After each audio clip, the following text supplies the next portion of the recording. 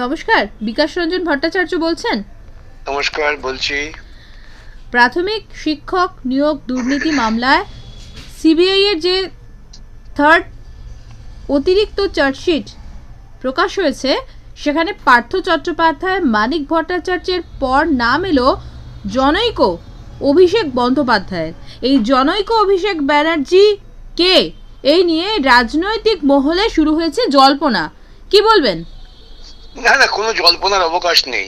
যারা জল্পনা করছেন তারা নিজেরা জল ঘোলা করার চেষ্টা করছেন। পরিষ্কার এই রাজ্যের দুর্নীতি তৈরি হয়েছে, লালন পালন করা হয়েছে মমতা বন্দ্যোপাধ্যায়ের মস্তিষ্ক থেকে। তিনি এটা করেছেন এবং তার দলের, তার উত্তরাধিকার সূত্রে তার ভাইপো, তারা এই নিয়ন্ত্রণ করেছেন। এমনকি যখন চাকরি প্রার্থীরা আন্দোলন করছিলেন তখন তিনি তার অফিসে ডেকে পাঠিয়ে সমাধানের সূত্র খোঁজার চেষ্টা করেছেন। সমাধানের সূত্রটা ছিল আরো বেশি টাকা দাও, তোমাদের চাকরি দেবো, এছাড়া তো আর কিছু না। এবং সেই কারণে সুপার নিউমারি পোস্ট তৈরি করা হয়েছে। অতএব একেবারে খুব সেজে গুজে বোকা সাজা ছাড়া আর কেউই এটা, তার মনে সন্দেহ নেই যে এই যে নামটি বলা হয়েছে তিনি হচ্ছেন মমতার উত্তরাধিকার, তৃণমূলের সর্বোচ্চ নেতা, যার নাম করে তৃণমূলের নেতারা সর্বত্র স্লোগান দেন। এ নিয়ে কোনো দ্বিধা, কোনো দ্বন্দ্বের অবকাশ নেই। আবার বলি, যারা এই নিয়ে ধোঁয়াশার কথা তৈরি করার চেষ্টা করছেন তারা চিরকালই অন্ধকার জগতে থাকতে ভালোবাসেন, তাই করছেন। বিকাশে একটা প্রসঙ্গ, সেটা হচ্ছে পার্থ চট্টোপাধ্যায় এবং মানিক ভট্টাচার্যের পরিচয় উল্লেখ রয়েছে সেই সিবিআই এর থার্ড চার্জশিটে, অথচ অভিষেক বন্দ্যোপাধ্যায়ের যে নামের ডিরেক্টলি যে পরিচয় সেটা উল্লেখ নেই। অভিষেক কোনো সরকারি পদে ছিল না, এটা ভুল করছেন আপনারা। মানিক এবং পার্থ তারা সরকারি পদে ছিলেন, তাই তাদের সরকারি পদ উল্লেখ করা হয়েছে।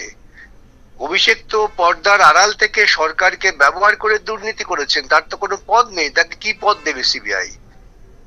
সুতরাং যারা ভাবছেন যে অভিষেকের তো কোনো পদ দেওয়া হয়নি, আর তার পদটা কি ছিল? তার একটাই পদ ছিল, দুর্নীতির নায়ক। সেটা তো কোনো সরকারি পদ না, এটা বেসরকারি পদ। এবং সেই নায়কের নায়িকা ছিলেন তার পিসি। এই তথ্য তো প্রমাণ হয়ে গিয়েছে। এই তথ্য নিয়ে এত আলোচনা, এত বিতর্কের কোনো অবকাশ নেই। অভিষেক বন্দ্যোপাধ্যায়ের আইনজীবী সঞ্জয় বসু তিনি জানিয়েছেন যে তার মক্কেল অভিষেক বন্দ্যোপাধ্যায়কে এটা হয়রানির চেষ্টা, কারণ ইডিকে তিনি একাধিকবার বিভিন্ন তদন্তের ক্ষেত্রে যখন ডাকা হয়েছিল তিনি উপস্থিত হয়েছিলেন, একইভাবে সিবিআইকেও তিনি একইভাবে উপস্থিত হয়েছিলেন সিবিআই এর কাছে। এটা হচ্ছে তার ইমেজকে কালিমালিপ্ত করার একটা চেষ্টা, রাজনৈতিক শক্তি সিবিআইকে অপব্যবহার করছে। কি বলবেন? উনি তো সিবিআই তদন্ত ঠেকাবার জন্য, ইডি তদন্ত ঠেকাবার জন্য কয়েক কোটি টাকা খরচা করে সুপ্রিম কোর্টে সকাল বিকেল যাত্রা করেছিলেন। ওর আইনজীবীতে কোনো জানেন? এবং তদন্ত থেকেই তো এই সত্য প্রকাশিত হয়েছে। তদন্ত যদি সত্য প্রকাশ না করে থাকে আদালতে গিয়ে দরখাস্ত করুন। একটু বাইরে বাজার গরম করে বক্তৃতা করাটা কোনো যুক্তিসঙ্গত পদ্ধতি নয়। তিনি যে টাকা নিয়েছেন, আজকে তার অত্যন্ত ঘনিষ্ঠ সুজয় কৃষ্ণ ভদ্র, যিনি একসময় খুব জোর গলায় বলেছিলেন আমার বসকে কেউ ছুতে পারবে না, ওর বসটাকে অভিষেক বন্দ্যোপাধ্যায়, তাও তিনি বলেছিলেন। এই সমস্ত সূত্রগুলোকে এক জায়গায় গ্রথিত করলে পরে একটা দুর্নীতির মালা তৈরি হয়। সেই দুর্নীতির মালাটা মমতা এবং অভিষেক ও তার দল গলায় পড়ে আছেন। এতদিন যারা দেখতে চাইছিলেন না তাদের এখন চোখে ধাঁধা হচ্ছে। এছাড়া যে কোনো স্বচ্ছ চিন্তার মানুষ, তাদের মনে কোনো সন্দেহ ছিল না যে এই গোটা দুর্নীতিটা নিয়ন্ত্রণ করা হয়েছে, তৈরি করা হয়েছে, লালন করা হয়েছে, পালন করা হয়েছে মমতা, অভিষেক এই সমস্ত দুর্নীতি চক্রের মাধ্যমে। সিবিআই তদন্ত চলাকালীন সুজয় কৃষ্ণ ভদ্র তাকে গ্রেফতার করা হয়েছিল, একইভাবে পার্থ চট্টোপাধ্যায়, মানিক ভট্টাচার্য, একে একে সকলকেই গ্রেফতার করা হয়েছিল। কিন্তু যেখানে লিভস অ্যান্ড বাউন্সের সম্পত্তি বাজেয়াপ্ত করা হয়েছে সেখানে অভিষেক বন্দ্যোপাধ্যায় কিন্তু গ্রেফতার হননি। এর পিছনে রাজনীতিটা কি? তিনি গ্রেপ্তার হননি, তার পিসির মারফত তার মামাকে না কাকাকে তারা হাতে পায়ে ধরে এটাই নিশ্চিত করেছেন যে তাকে যেন গ্রেপ্তার না করা হয়। নতুন কথা কি হলো?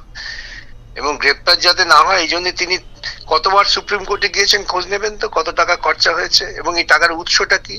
এই যে এত টাকা খরচা করে টাকাটা তিনি পেলেন কোত্থেকে, কি তার পেশা?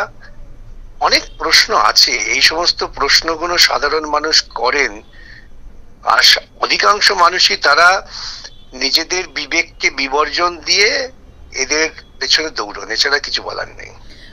আগামী দিনে তদন্ত যখন আরো এগোচ্ছে বা এগোবে, তাহলে কি অভিষেক বন্দ্যোপাধ্যায় এই প্রাথমিক শিক্ষক নিয়োগ দুর্নীতি মামলায় গ্রেফতার হতে পারেন? তার বিরুদ্ধে চার্জশিট হয়েছে, তাকে তো আদালতের কাছে তাকে যেতেই হবে, সারেন্ডার করতেই হবে। সে গ্রেফতার হবেন কি হেফাজতে যাবেন সেটা পরের কথা, চার্জশিটে তিনি উল্লেখিত হয়েছেন। 2026-এর নির্বাচন আসছে, তো ডেফিনেটলি এটা একটা অত্যন্ত গুরুত্বপূর্ণ সময়। ঠিক সেই সময় যখন অভিষেক বন্দ্যোপাধ্যায়ের নাম, জনৈক অভিষেক বন্দ্যোপাধ্যায়ের নাম চার্জশিটে উল্লেখ, সেটা 2026-এর নির্বাচনে কি প্রভাব ফেলতে পারে? আপনারা দেখেছেন গতকাল মেদিনীপুরে একটা কোঅপারেটিভ সোসাইটির নির্বাচন ছিল, কোঅপারেটিভ সোসাইটি, সেখানে কি কাণ্ড ঘটেছে। এবং যারা একটা কোঅপারেটিভ সোসাইটির নির্বাচনকে শান্তিপূর্ণভাবে নির্ভয়ে করতে দেন না, গুন্ডা নামিয়ে রাস্তায় যারা নমিনেশন দেবেন মহিলা নির্বিশেষে তাদের পিটিয়ে সরিয়ে দেন, সেই দল প্রশাসনের সাহায্য নিয়ে নিশ্চিতভাবে নির্বাচন করতে দেবে? আমি তো ডাক দিচ্ছি সমস্ত পশ্চিমবঙ্গের মানুষকে, আপনারা হাতে লাঠি নিয়ে নিজেদের নির্বাচনী যে অধিকার, সাংবিধানিক অধিকার, প্রজাতন্ত্রকে রক্ষা করার অধিকারটা প্রয়োগ করুন। কেউ বাধা দিতে এলেই তাকে পাল্টা রাস্তা দেখিয়ে দিন, এবং তৃণমূল কংগ্রেসরা তখন ল্যাজ গুটিয়ে পালিয়ে যাবে। ওরা সবসময় এই গুন্ডামি করে নির্বাচন করে না, নির্বাচনী খেলাটাকে তারা টিকিয়ে রাখার চেষ্টা করে। আর নির্বাচনে ভোটে জিতলো কি হারলো তা দিয়ে দুর্নীতি করিনি এটা প্রমাণ হয় না।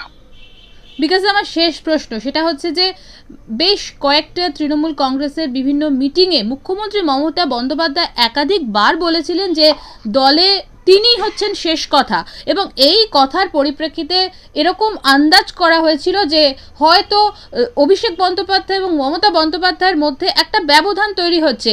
কিন্তু সত্যি কি সেই ব্যবধান, না অভিষেক বন্দ্যোপাধ্যায় এই কালিমালিপ্ত ভাবমূর্তিকে দূরে সরিয়ে রাখার জন্য একটা কৌশল? কি বলবেন আপনি?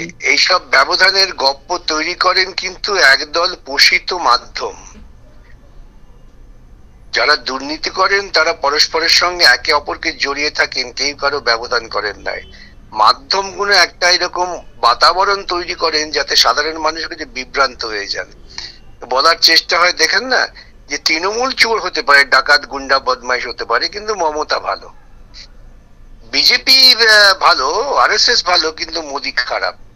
এই ধরনের ন্যারেটিভ তৈরি করে পেইড মিডিয়া, যারা টাকা পয়সা পায় পুঁজিপতিদের কাছ থেকে, তাদের স্বার্থ রক্ষার জন্য তারা মানুষের মনোভাবকে প্রভাবিত করার চেষ্টা করে। আজকে এটা ঐতিহাসিকভাবে গবেষণালব্ধ প্রমাণ থেকে হয়েছে। অতএব কোনো বিরোধ ওদের নেই, ওদের মধ্যে খুব গভীর ঐক্য আছে। কি করে মানুষকে বঞ্চনা করা যায়, কি করে শিক্ষা এবং স্বাস্থ্যটাকে লোপাট করে দিয়ে প্রাইভেট বিজনেসের হাতে তুলে দেওয়া যায়, এটাই একমাত্র ওদের লক্ষ্য।